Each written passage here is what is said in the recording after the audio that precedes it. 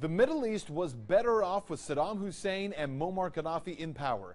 Those words from Republican presidential candidate and Texas Senator Ted Cruz. But is he right? What do the numbers show in the years since the Iraq War? This is a reality check you won't see anywhere else. We've seen a consistent mistake in foreign policy. It's far too often. We've seen Democrats and a lot of establishment Republicans in Washington get involved in toppling Middle Eastern governments. Right.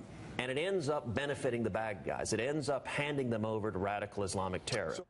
That was Texas Senator Ted Cruz on MSNBC's Morning Joe. The senator explaining how he believes American intervention since the start of the Iraq War has led from one disaster to another.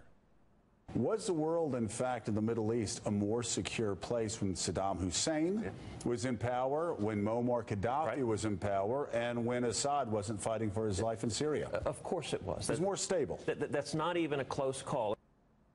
Well, without question, the senator is correct. The Middle East was without question safer and more secure under Gaddafi, Saddam Hussein, and when Assad wasn't fighting for his life. But to really get that point, here's some numbers to consider.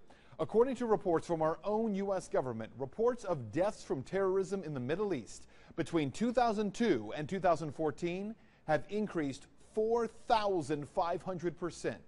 But let's go a little bit deeper here. Take, for instance, just the country of Iraq.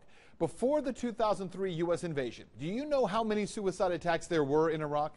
None. In the country's history, there had never been one. But since the 2003 invasion, there have been 1,892. In Iraq, prior to the start of the Iraq War, there were reportedly just over 1.5 million Christians living in that country. 1.5 million. And yet, shortly after the war started, over 1 million of them fled to Syria. That didn't work out well there, certainly. And today, fewer than 500,000 Christians remain, and yet are being exterminated by groups like ISIS. And what about Afghanistan? Just last year alone, insurgents killed 2,643 civilians, the highest number since the UN began keeping records. How about Pakistan? In the 14 years prior to 9/11, get this, there was only one suicide attack on Pakistani soil.